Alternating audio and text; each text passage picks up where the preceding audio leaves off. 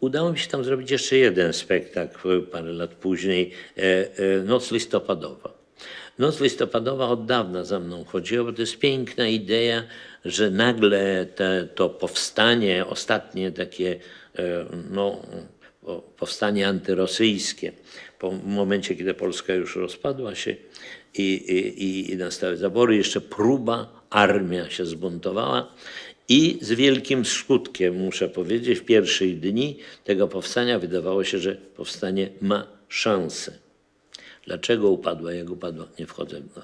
Stanisław Wyspiański, autor Wesela, napisał piękną, poetycką sztukę. W dodatku jeszcze, ponieważ szkoła podchorążych znajdowała się w wspaniałym miejscu w Warszawie, w ogrodzie Łazienkowskim, który jest wypełniony antycznymi posągami, który ma wodę, który ma pałace, który ma most dziwny.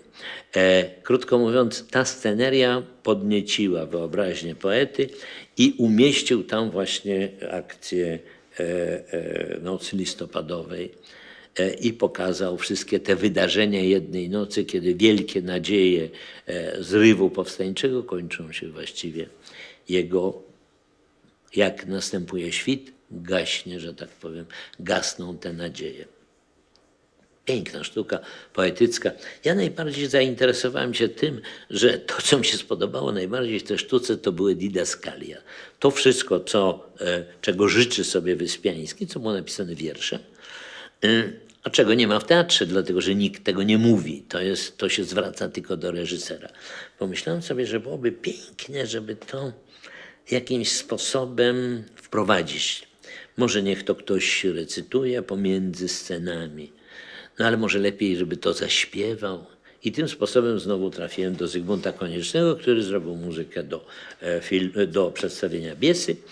I tak krok po kroku, najpierw te didaskalia, potem chóry dostały, że tak powiem, swoją oprawę muzyczną, no a potem i pewne postacie. Nagle Zygmunt Konieczny swoim takim zdumiewającym talentem do pisania muzyki, do słów stworzył nagle fantastyczną szansę, żeby zrobić śpiewane przedstawienie, śpiewogrę. I myślę, że to przedstawienie miało swoją właśnie siłę dzięki tej muzyce. No i znowu dzięki aktorom Starego Teatru, którzy wszystko potrafili tańczyć, śpiewać, recytować.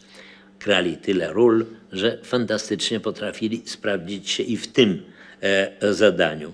Potem udało mi się to w przeciwieństwie do Biesów. Okazuje się, że Biesy, pomimo tego, że było prawie 15 lat w repertuarze Starego Teatru, w tym czasie ani razu telewizja nie zaproponowała, żeby to przenieść do telewizji. Tak dalece jednak telewizja bała się Dostojewskiego, że nie.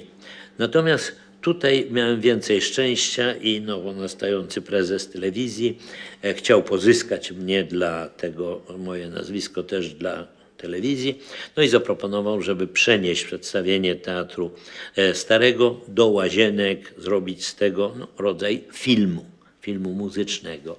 Dzięki temu można jeszcze dzisiaj zobaczyć, jak wyglądało mniej więcej, domyśleć się, jak wyglądało na scenie przedstawienie Nocy listopadowej.